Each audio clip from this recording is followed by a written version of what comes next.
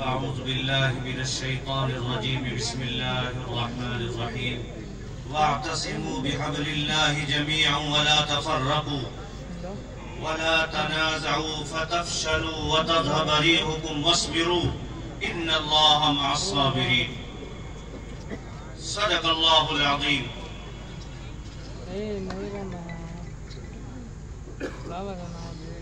متفق ہوئے تو دنیا پہ چھا گئے اور منتقل ہوئے تو ایک ہی نقطے میں آ گئے.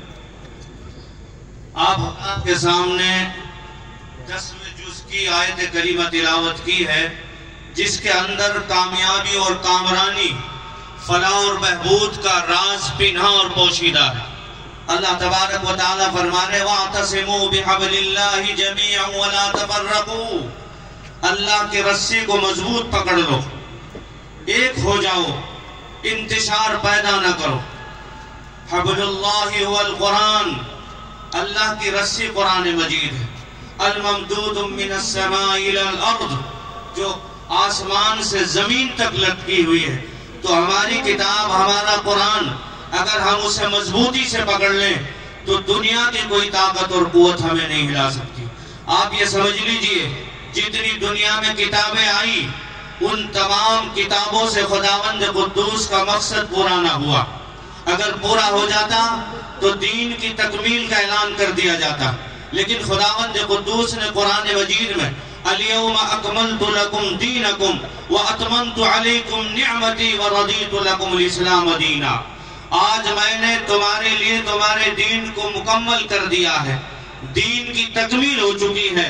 اور اللہ فرماتے کہ میں اس دین سے یعنی دین اسلام سے راضی ہوں. خداوند قدوس جس دین سے راضی ہیں یعنی ایسی رضا کا اعلان پہلے کسی کتاب میں نہیں ہوا ہے. اس کے بعد قرآن مجید میں آیت ہے وَمَن يَبْتَغِ غَيْرَ الْإِسْلَامِ دِينًا فَلَن يُقْبَلَ مِنْهُ وَهُوَ فِي الْآخِرَةِ مِنَ الْخَاسِرِينَ. مذہب اسلام کے آنے کے بعد اگر کوئی کسی اسلام کو پسند کرتا ہے تو اس سے ہرگز قبول نہ کیا جائے گا. تو ہماری طاقت اور قوت اتفاق اور اتحاد میں ہے.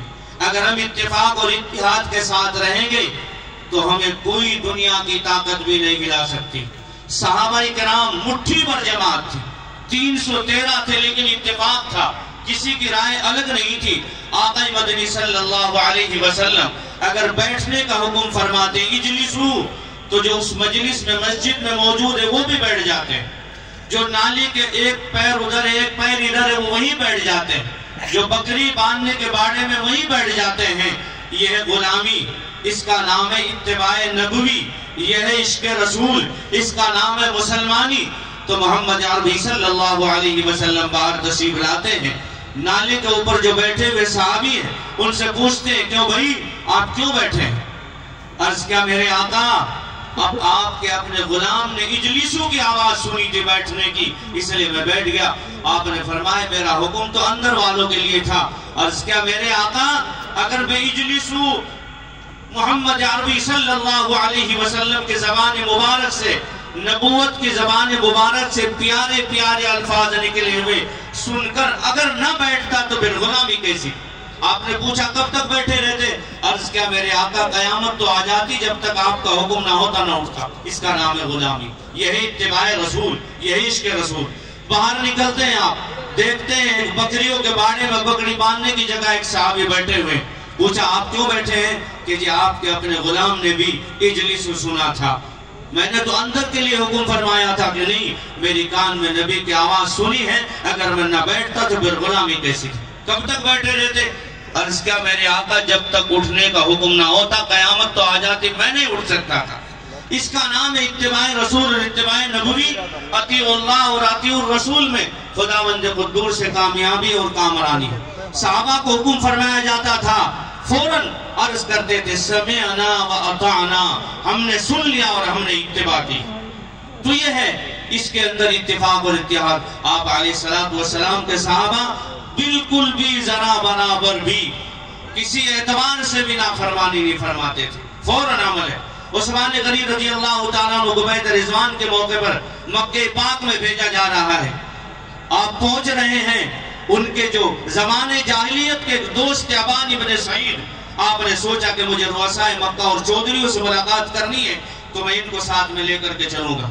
آپ نے کہا ابان ذرا مجھے ابو جہل سے فلاں سے ملاقات کرنی، میرے ساتھ چلو۔ کہ ٹھیک ہے میں چلوں گا، لیکن جو آپ کی لنگی ہے جو آدھی پنڈلی تک نصف ساق تک ہے، یہ تو یہاں کے غریبوں کا، پھٹیچر حال مفلسوں کا، ناداروں کا طریقہ ہے، تو میری رائے یہ ہے کہ آپ لنگی ذرا نیچے کر لیں، اس کے بعد میں چلتا ہوں۔ فوراً کھڑے ہو گئے، چہرہ انور سرخ ہو گیا، عرض کیا میرے ساتھ چل یا نہ چل؟ میں نے تو وجدت النبی صلی اللہ تعالی علیہ وسلم ہاکذا، میں نے تو اپنے محبوب حضرت محمد کریم صلی اللہ علیہ وسلم کو اسی طرح پایا ہے، تیری مرضی ہے چل یا نہ چل؟ کہ ٹھیک ہے بھائی ناراض نہ ہو، چلو۔ اندر پہنچے ہیں، وہاں جو رہنے والے چودھری تھے انہوں نے کہا بھائی محمد عربی صلی اللہ علیہ وسلم کو ہم اندر آنے نہیں دیں گے، سارا جھگڑا ان کے ساتھ میں ہے، آپ طواف کریں، آپ حجر اسود کا بوسہ لیں، اب صفا مروہ کی سعی کریں، زمزم پیئے۔ عرض کیا جس میں میرے آقا کا حکم نہ ہو میں اسے کعبۃ اللہ کا طواف نہیں کروں گا، مجھے حجر اسود کے بوسے کی ضرورت نہیں، مجھے سعی کی ضرورت نہیں، مجھے طواف کی ضرورت نہیں، میرے محبوب نے حکم نہیں فرمایا۔ جس وقت آیت پردہ نازل ہوئی، میں اتباع کے اوپر بات کر رہا ہوں، صحابہ کرام اتفاق کے ساتھ عمل فرماتے تھے، کامیابی اور کامرانی ان کے قدم چومتی تھی، پہاڑ ان کے پیروں کے نیچے آتے تھے، پہاڑ ان کے ساتھ، ہوا ان کے ساتھ، سمندر ان کے ساتھ، تمام چیزیں ان کا ساتھ دیتی تھی، اس لیے کہ اللہ کے نبی صلی اللہ علیہ وسلم کا فرمان اور اللہ کا فرمان ان کے گلے میں رہتا تھا، ہر وقت اس کو چومتے تھے۔ جب آیت پردہ نازل ہوئی، یہ حدیث سنا کر کے بات ختم کرتا ہوں، ایک 80 برس کی عورت ہے، ایک بچے نے جا کر کے سنایا اماں آج امام الانبیاء محبوب رب العالمین غم گسار جہاں حضرت محمد کریم صلی اللہ علیہ وسلم پر یہ آیت پردہ نازل ہوئی ہے۔ بوڑھی عورت فوراً ایک دیوار کے ٹیک لگا کر کھڑی ہو گئی اور کہا کہ جاؤ ہمارے گھر پہنچو اور چادر لے کر کے آ جاؤ، میں چادر اوڑھ کر کے یہاں سے اپنے گھر جاؤں۔ عرض کیا اماں ابھی تو آپ نے عام اعلان نہیں فرمایا؟ کہ نہیں ایسا نہیں ہو سکتا، اللہ کا فرمان جو نبی پر نازل ہوا ہے اور وہ میرے پاس بچے کے ذریعے سے بھی پہنچے تو میں ہمت نہیں کر سکتی اگر میں نے ایک قدم بڑھایا اور میرا انتقال ہو گیا جہنم میں جاؤں۔ وَلَا تَنَازَعُوا فَتَفْشَلُوا وَتَذْهَبَ رِيحُكُمْ وَاصْبِرُوا إِنَّ اللَّهَ مَعَ الصَّابِرِينَ۔ اگر آپس میں کوئی معاملہ ہو جائے تو صبر کرنا ہے، صبر کرنے والوں کے ساتھ اللہ ہے۔ مجھے اسی بات کے ہمیں اتفاق اور اتحاد کے ساتھ اعمال میں لگنا ہے، جو بھی ہمارے بڑوں کی طرف سے ہدایات ہمیں ملے ان ہدایات کے تحت کام کرنا ہے۔ سب سے بڑی طاقت اتفاق اور اتحاد کی ہے۔ اللہ پاک سے دعا ہے رب کریم کہنے سننے سے زیادہ عمل کی توفیق عطا فرمائے، اور جس مقصد کو لے کر ہمارے بڑے ہمیں لے کر چل رہے ہیں اللہ پاک اس مقصد میں بھرپور کامیابی عطا فرمائے۔ واللہ المستعان وعلیہ التکلان ولا حول ولا قوة الا باللہ العلی العظیم وما علینا الا البلاغ المبین۔ السلام علیکم ورحمۃ اللہ وبرکاتہ۔ ماشاءاللہ ایک بہت بڑا اچھا میسیج حضرت